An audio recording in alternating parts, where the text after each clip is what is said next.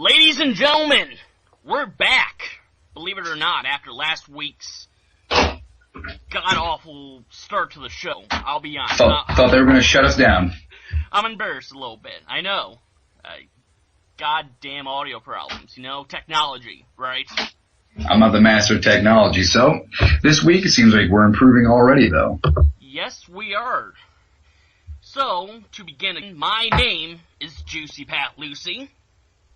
And I am, and forever will be, the Juice JT Dunn. Forever. Forever. So, Jay, before we begin, let's talk about the weekend. How was your weekend? Nah, it was alright, I guess. I knocked out Johnny Gargano. I don't know if that counts for anything. Knocked him out, huh? Alright. About that a little bit. How was the rematch in your eyes? Well, in my eyes, it was fantastic. I feel like I was a little bit more confident getting in the ring with Johnny, and I feel it was a better environment for me. I feel like the pressure wasn't as high as American Rana was, even though there was more on the line. And a lot of the people there said the match was actually better this time than at American Rana. And American Rana, it was said to be match of the night. So if this one was better than that one, I think the third one's going to involve somebody dying. Like, that might happen. Ooh, someone's going to die, huh? So... Yeah, that's how we should build it. Dunn versus Gargano 3, someone must die. Someone must die indeed. Oh, yeah. I'll buy a ticket. He did say at the end, when we were talking in the ring over the microphone that if I want to beat him the next time, I have to kill him. So I guess he already had plans for somebody to die. I see. So what you're saying is there is going to be a third match. There is going to be a third match. We asked the crowd. The crowd seemed like they wanted it. There was probably about a good 350, 400 people there at New England Frontier Wrestling in Chicopee, and they just appreciated the hell out of the match that we gave them. It was an awesome time. I retained my championship. I didn't tap out this time. I delivered a roaring elbow twice to the face of Johnny Gargano because after the first one, somehow he kicked out, which really never happens. I usually put it right on the spot. Must have missed this time, but Johnny kicked out. And the second one, that was the one that put him down for good. He told me that I might not have fully knocked out. In his words, it was, I might have knocked him out a little bit. That's an exact quote. But 3 seconds is all I needed. And you got 3 seconds from the sounds of it. You got seconds. Yeah. I did. I was excited, man. It was definitely a gratifying moment. Not only to beat Johnny Gargano, because I think in wrestling, anybody can beat anybody on a given night. Like I said, all you use 3 seconds. But afterwards, when we're talking in front of the crowd, and kind of an emotional embrace, and Gargano was said to me and the people that I earned his respect in the ring, that I proved myself to be who I said I was this whole time, and that meant more than the match did. It was one of the moments where I had to bite my own lip because I almost cried, because everybody knows how my relationship is with Gargano. So for that to be said in front of everybody and everybody hears it and all that stuff, it was pretty cool. Wow, that's pretty amazing. Yeah. My weekend can't top that. I saw Two Guns. It was alright, but... I actually wanted to see that. Was it good? It was alright. I wouldn't pay the full ticket price to see it. Maybe a matinee, or maybe rent it when it comes out on DVD. But it disappointed me a little bit. But, Denzel Washington, Murky Murk, they brought the goods. Denzel's the man. He is. I would love to be Denzel for a day. Name one bad movie he's been in. I can't. I couldn't. That's impossible. But we're not here to talk about Denzel Washington. We could for an hour. We could easily. We could do that for a week. A week, hell, a year. But, whoa! All right. Well, yeah. Hopefully the audio holds up. Yeah. No in our luck. But no, we're not here to talk about Denzel. We're here because this is our second episode. Last week we talked a little bit about what's happening in professional wrestling, but this week Not only is our audio better, but we have something a little bit different. We have an interview. An interview? Yes, we do, JT. Yes, we do. Look at that. JT, are you... Stepping up. Yeah, we're stepping up. We are. Watch out. Watch out, Colt Cabana. Watch out. Hey. Wow. I'm just kidding. He's way better than us. Yes, he is. He's the man. Yeah, I envy him so much. So, JT, are you ready for the interview? I'm ready. I know I'm ready. Then let's get on with it. Let's do it.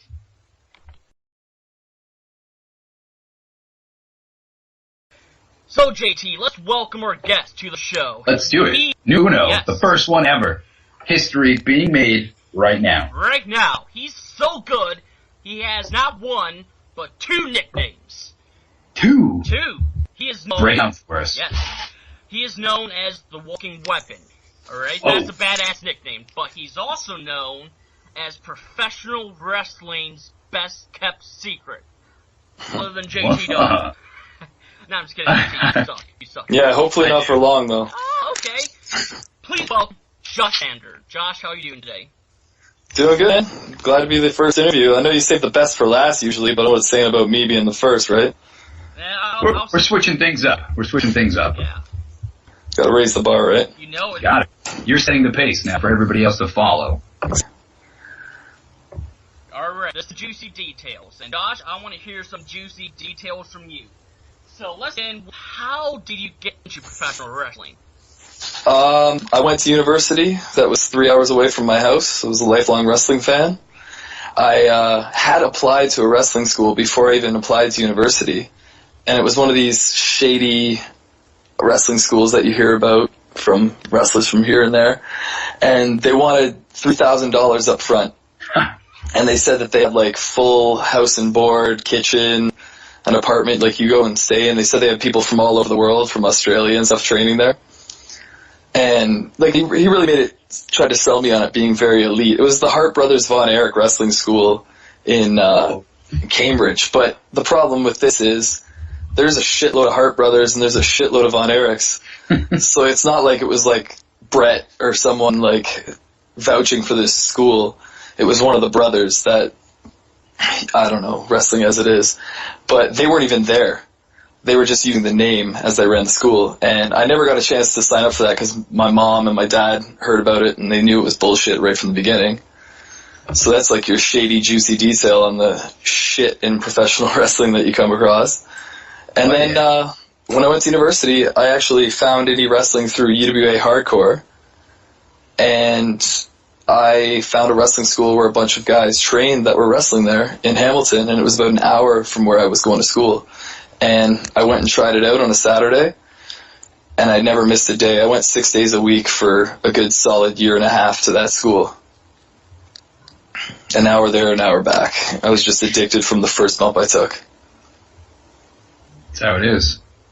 Yeah, it's something special. Like, when I took my first bump, I remember they were, like, shocked that I didn't kill myself. And, like, it was just kind of, they were reaffirming me from that moment on that, like, oh, you're a natural at this, you're good at this, and, like, it felt right. And I was always an athlete in high school, but, like, once you get to the collegiate level, you have to be pretty damn good. And I was never that good at basketball, so I needed something. I needed an outlet athletically, and I needed something creatively I could do. And I found wrestling. Alright, so who was your trainer in the beginning? Well, at that school, it didn't really have a trainer, per se. Like, they had wrestlers with kind of 2-3 years experience that were showing you stuff. It was Ernie Moore. He was like an old-timer from WWF.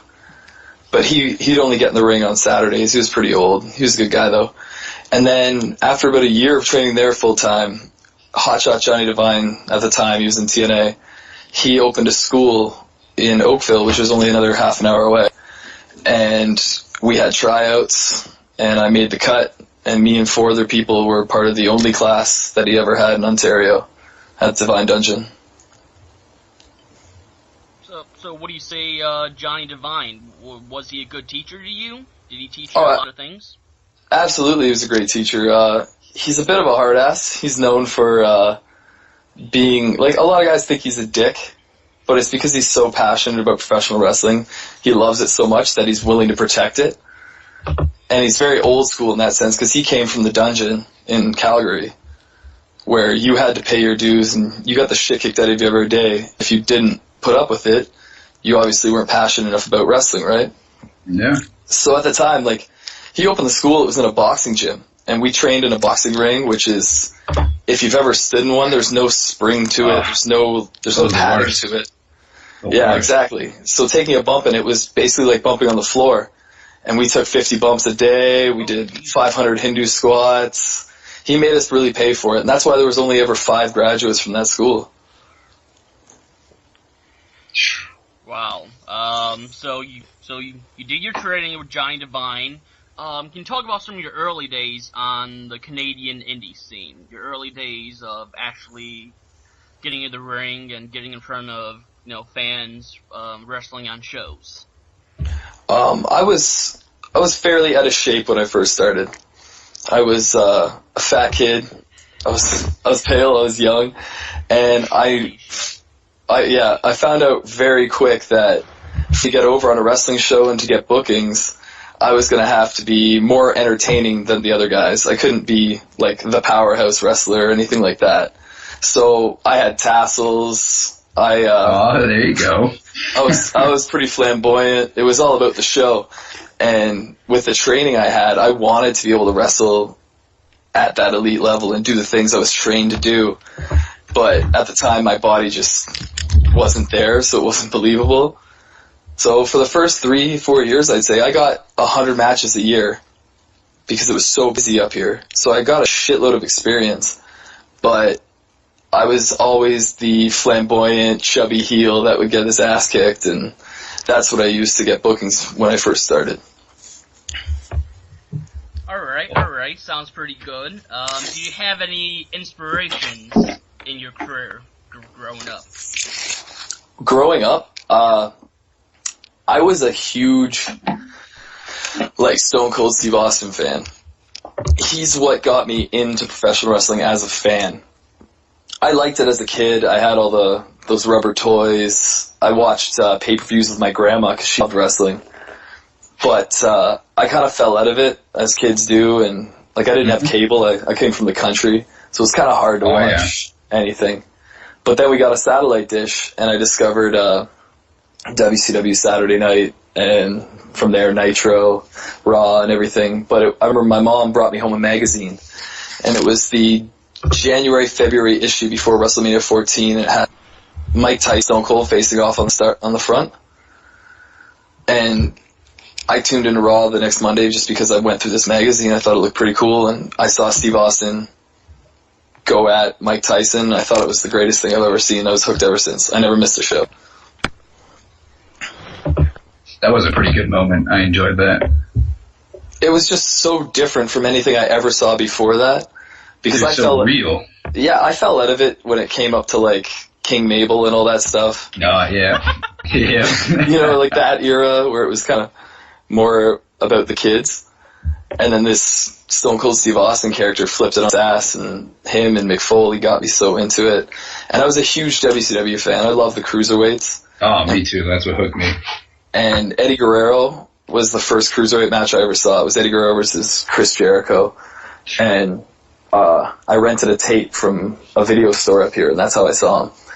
And he's as my professional wrestler, me now, Eddie Guerrero to me is my inspiration. He's my favorite of all time. I could never get sick of watching him. It's a good person to follow, man. I've watched so much of his stuff. Yeah, I'm a fan of a lot of guys, but he's the one guy that I can always say I thought he was the best at everything he did. I really couldn't ever look up anything that Guerrero did and be like, man, wasn't as good as the last one. Everything seemed to be getting better and better as the years progressed. Yeah, and he really passed away right when he was in his prime, which is the shitty part, obviously. Yeah.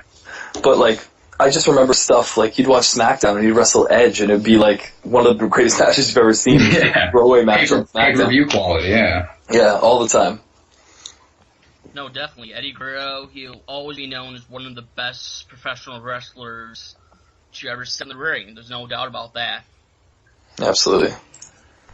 What was your first live show as a fan? Do you remember that? Your first ever attended live show? Yeah, I went to First University in September before I started. I went to a Raw show, and I got handed a leaflet for UWA Hardcore Wrestling. And it was a pretty big indie up here in Canada for a long time. They booked like Shelley, Sabin, pretty much Emmett was a huge part of it, as well as J-Pro. And I went to that show in November. And it was the first indie show I ever saw, and it was, for me to think that's what indie wrestling was I got cheated. Because they had such a huge production, they had a huge venue, they packed the place with like 700 people. So like I went to this show and I was like, I want to do indie wrestling. If this is how indie wrestling shows are, oh my god, it's going to be amazing. And from there, after I trained, it was just a wide awakening to see like some places only get 50 people and they don't have that elaborate setup, and it's just all part of the game to work towards getting to that. But I started out watching a pretty damn good wrestling show, and that's what it hooked me to train and try to be a part of that too. Alright, so after you graduated the Johnny Devine School, do you remember your first big break in your career? My first big break? I wouldn't say, because, see, it's tough. Up here, in about 4 years ago, it's where I really came into my own. I worked out, I like finally got the body, I grew into myself, and I started wrestling the way I always wanted to. And it really registered with the fans for Alpha One Pro Wrestling up here. And I got so much momentum that I became their champion, and I started getting big main events. And I wrestled guys like Elgin up here countless times, guys like Psycho Mike Rollins, and I started wrestling some indie names for the first time.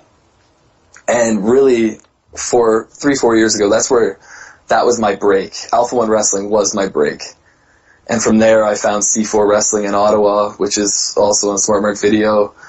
And then last year, man, when I got into AIW, that was really like what started me getting out there more and getting into America so I can be seen, so I can be known. So yeah, you just talked about wrestling in America. What would you say are the biggest differences between the independent wrestling scene in the U.S. and Canada? The biggest differences between the two? Well, I can't speak for all of Canada because I can speak for like Toronto area, Ontario. Yeah. We have some of the best professional wrestlers that I've seen in all of North America, no matter what shows I'm on.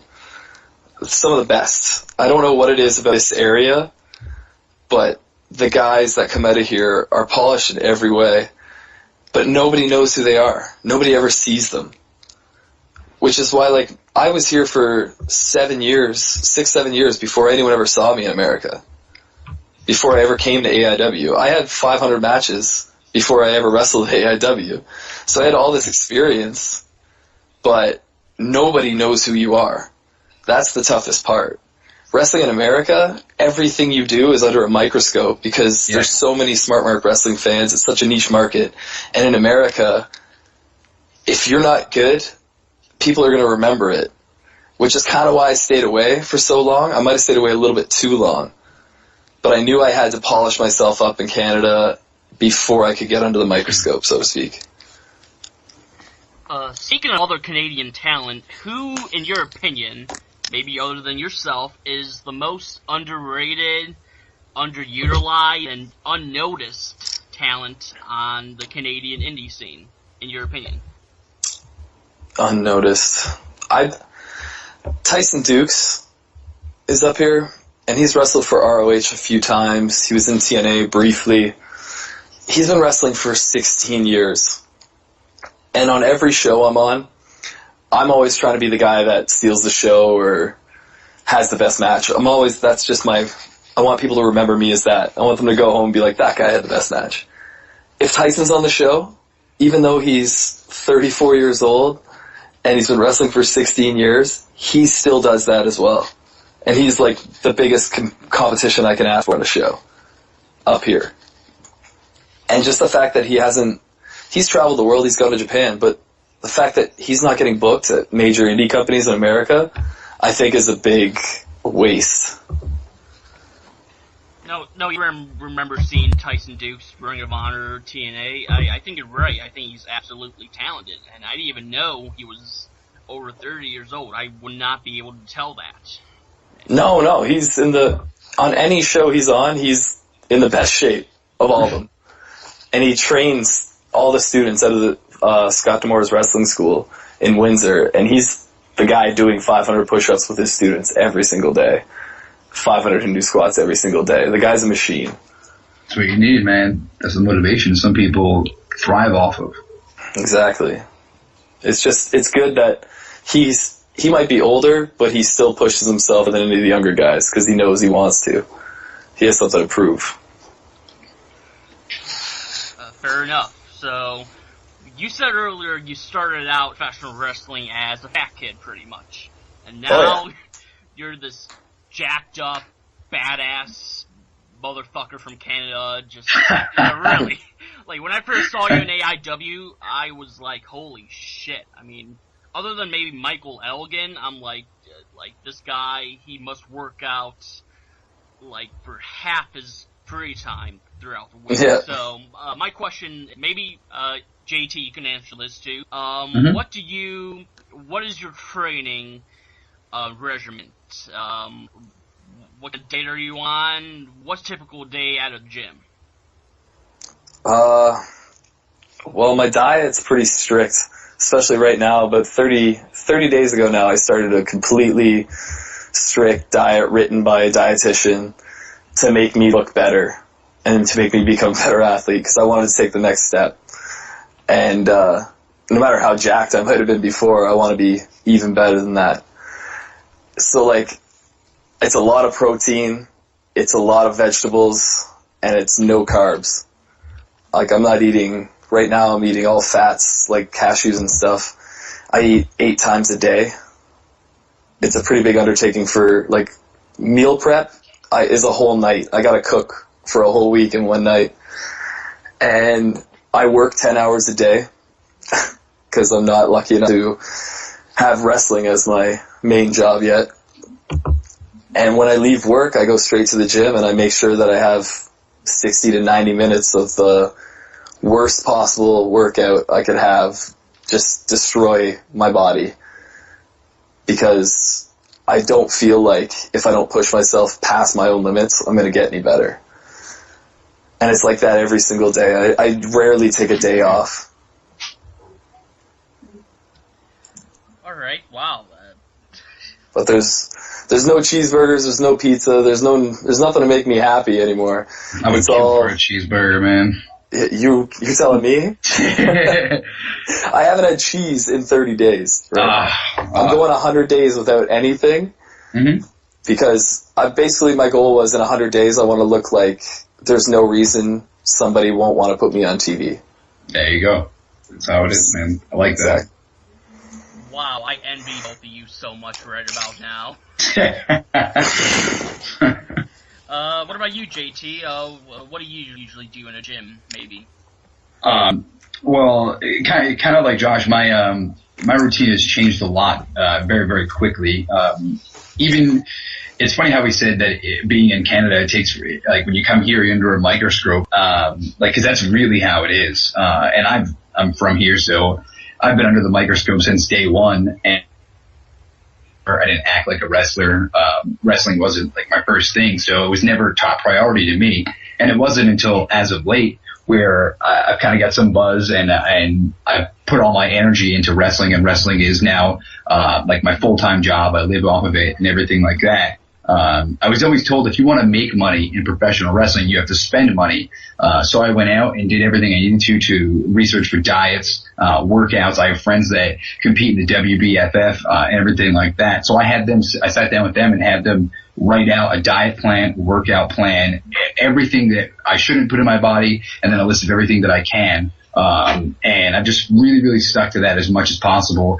I go to the gym at least twice a day, once once maybe mid-afternoon now, and then really late at night, I was, to lose all the fat that I had, it was high intensity, cardio, with weights, and now it's more of, interval cardio with high weights. And in the past month, I've seen the biggest change in my body ever. And it feels good now to walk into a locker room and, like be comfortable to put on my gear and take my shirt off and have other wrestlers be like, holy shit, man, like you're starting to finally look like a wrestler and the hard work's paying off.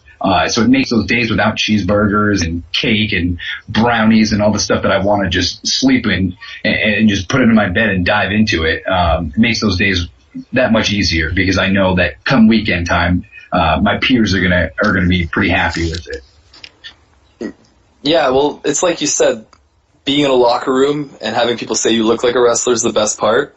Yeah. There's so many guys out there that are so talented that they could do anything with professional wrestling, but they just never get the gym aspect of it. Mm-hmm. And if it was 20 years ago, man, you wouldn't be able to wrestle unless you got the gym aspect of it. Yeah. So it's like a lost art now. Yeah. But definitely, like, it helps all around. Like, I wouldn't be where I'm at right now if I didn't get in the gym every day. Yeah, I'm doing insanity, so yay! Yeah. I'm gonna get that T-shirt. Get that. Yeah. Hell yeah. T-shirt. All right. All right, Josh. So you talked about AIW earlier. You debuted almost a year ago, this September, I believe. What was your impression of AIW before you entered it, and then what was it like after your first show? I came to Absolution. That was the first show I ever saw. Because Ethan Page had told me that he was on J-Lit, and he was wrestling Willie Mack, and I was just like, oh, that's sick, because I know Willie Mack from PWG. I'm a huge PWG fan. Yeah, me so too. I was pumped for him, and I was just at his house, and I was just like, I'm going to come down to watch Absolution, introduce myself, and see what I can do, because I wanted in. And when I watched the wrestling show, I thought it was awesome. Just like, you know what the Absolution crowd is like. I do. That crowd, like, Turner's Hall almost reminds me a little bit of Reseda on certain days. Sometimes, like, they can be brutal. Yeah. But then those days where they're hot as hell and the crowd's into it, and it's just, it's a good comparison. And Absolution was no different. And everything with the Nixon at the end, like, I was just like, this is pretty innovative stuff. Like, it reminded me of ECW in a way. Just the way it all played out. So, after that, I just got lucky because I guess it was Shikara had their big King of Trios weekend 2 weeks later. And the promoters went, and some fans from Canada were like, they asked if they knew who Ethan Page was. They're like, yeah, but look, Josh Alexander's awesome, man. You got to book him too. And, like, I didn't even know what was happening. I heard about this after, but, like, that kind of helped me get on for that four-way I got in September. And AIW is my favorite place to wrestle. I love going to every single one of those shows because if I work my ass off, people appreciate it. Some shows you go to, if you work your ass off, like, you get nothing out of it. There, it's always like you get something, and it's good. And all the guys are good too. Right on.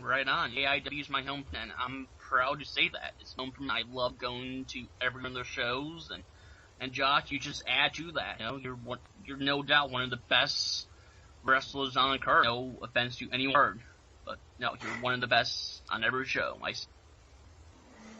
Well, that's what I'm trying to do. It's all a part of getting noticed in the long run, man. It's little battles. I went to see, you want a juicy detail? I was probably 6 months into wrestling.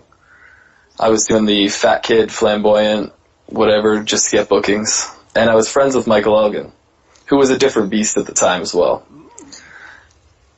And he got in touch with CZW and he got us booked. I got a phone call on like a Thursday night, and it was like, we're booked at CZW. So I was like, okay. And he's like, what do you want me to do? Drive to my house right now. We're leaving right now. We're going to go to Philly. We drove overnight through the Thursday night to get there for the Friday.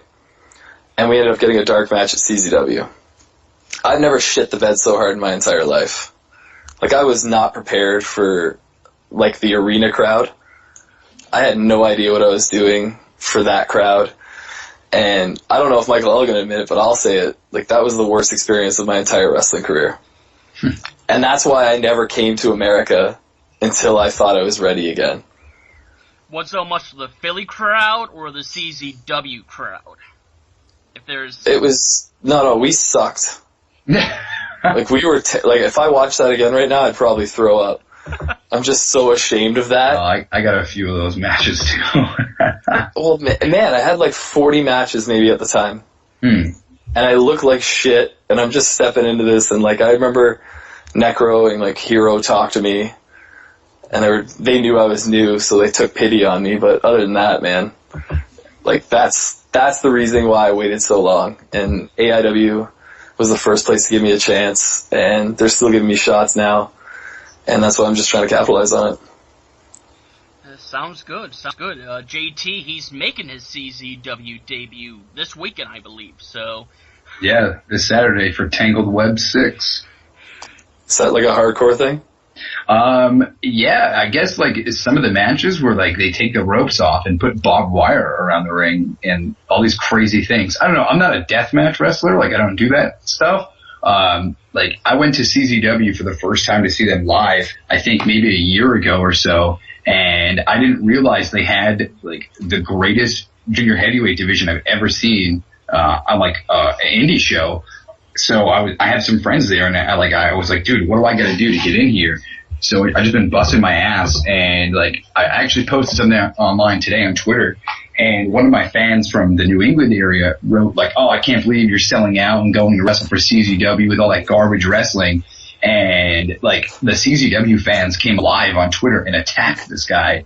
So it's like, it's crazy to see how much the fans love CZW wrestling, but at the same time, the fans who know it from years ago remember it for all its hardcore and deathmatch stuff.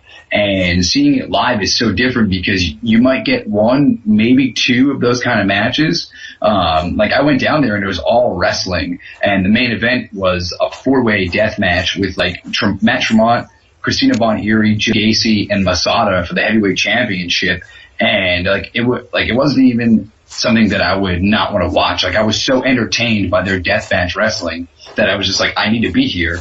And it took a while, but like Pat said, on Saturday I finally being my debut. So hopefully I don't have the match that you're talking about and I go out there and knock shit to bed and never want to watch it again.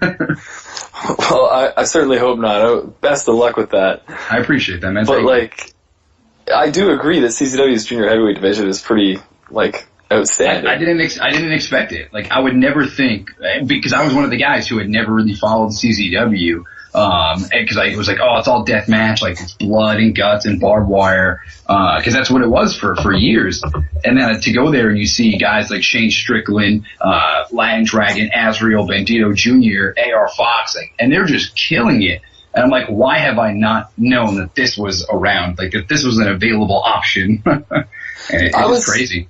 I was into them before because they always had like some wrestling, like Generico and Scene and like Super Dragon. They did like the best tournaments were awesome. Yeah, but like I think they just got a bad rep for having like the crazy deathmatch shows. Mm-hmm.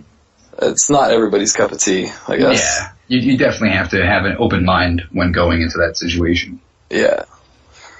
Yeah, and I bought Mania for some of the shit CZW's gotten over the years.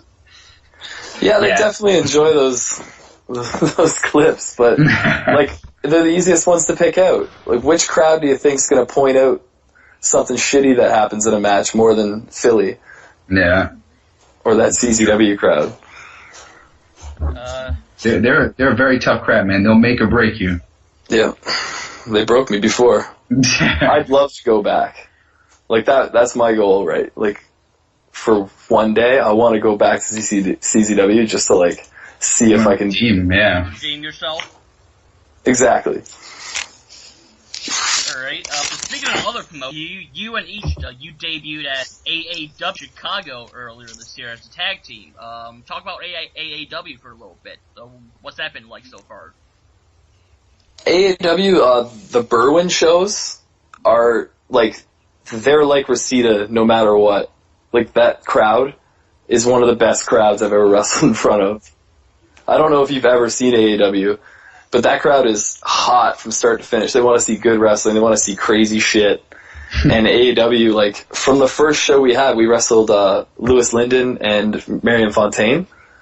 Awesome. Who are guys, like, I'm really familiar with Louis Linden from AIW. I've wrestled him a few times already.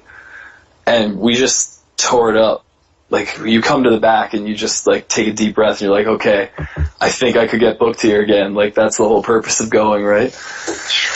And ever since then, the ball's just been rolling there. Like, us as a tag team, we know each other so well that we don't even, like, it's, I know what he's doing before he does it already. And we've only had, like, 15 tag matches.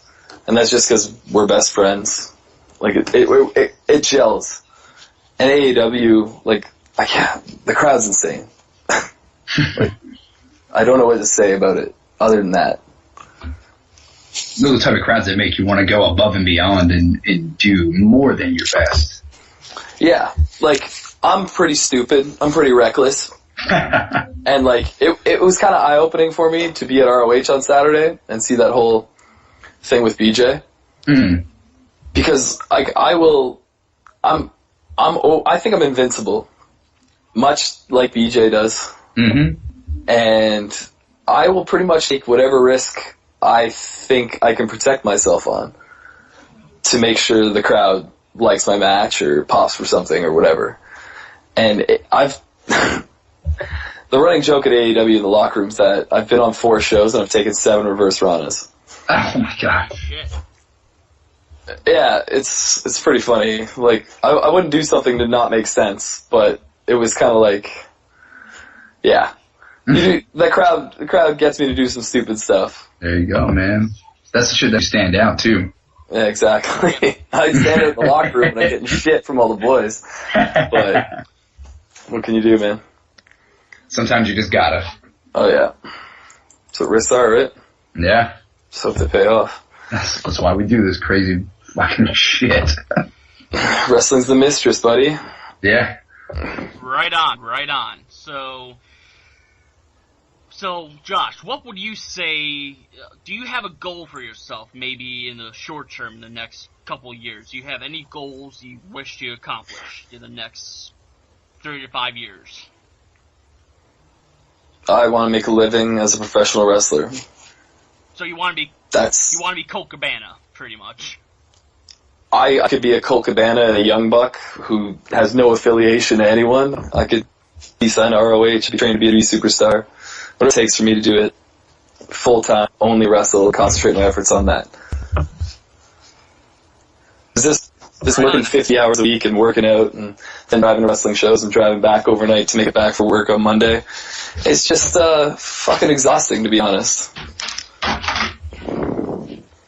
I bet it is. I want it for PWG. Yeah. That's like that's a dream.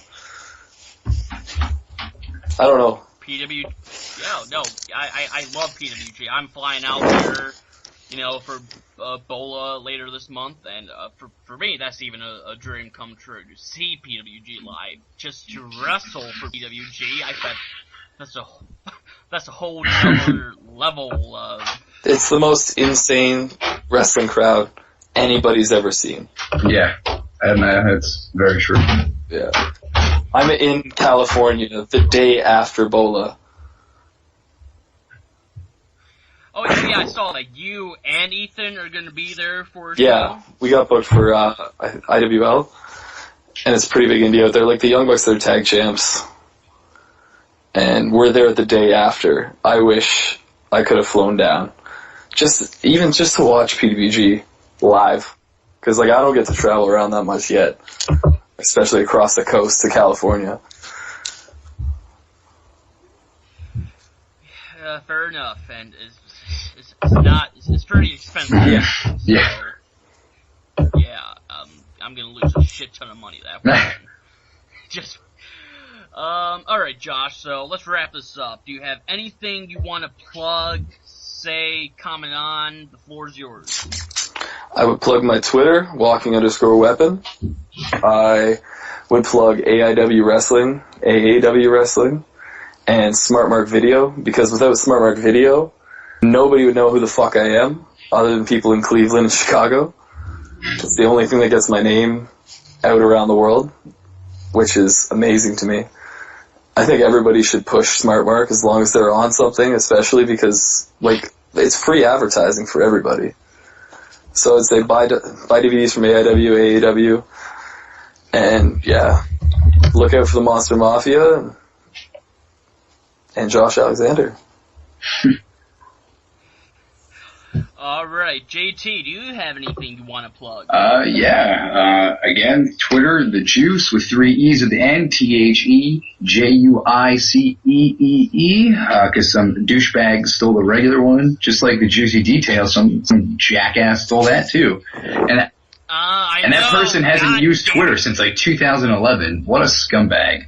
I'm making my CZW debut, so if anybody is in the area or willing to travel down to Pennsylvania for Tangled Web 6, you can go to czwrestling.com or watch live on internet pay-per-view at czwippv.com. I will be taking on the product David Starr. Who's a good dude, man. I get to hang out with him quite often, so it's going to be pretty sad that I'm going to have to knock him out to make my return to CZW. So, sorry, Star. And then on this Sunday, I will be back up close home in New England, in Taunton, Massachusetts, for PWF Northeast World, where I will be taking on, in a tag match, one of my old rivals, and I will be teaming up against the Hoods, who, for those who were able to catch American Raw, they were part of that insane 4-way tag match that Beyond Wrestling put on.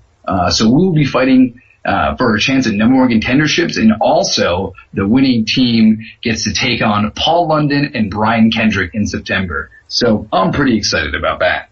Oh, I forgot one thing. Go ahead. You just completely reminded me. People check out Smash Wrestling. I'm wrestling London and Kendrick actually. Awesome. Next weekend. Yeah. Oh, there you go. And I forgot Alpha One Wrestling up here in Canada. I gotta plug that. It's the best indie in all of Canada. It's on Smart Mark Video. Everyone should check it out. Because there's a lot of guys on it that I think a lot of people would like that they don't usually see. Fair enough. Sounds good.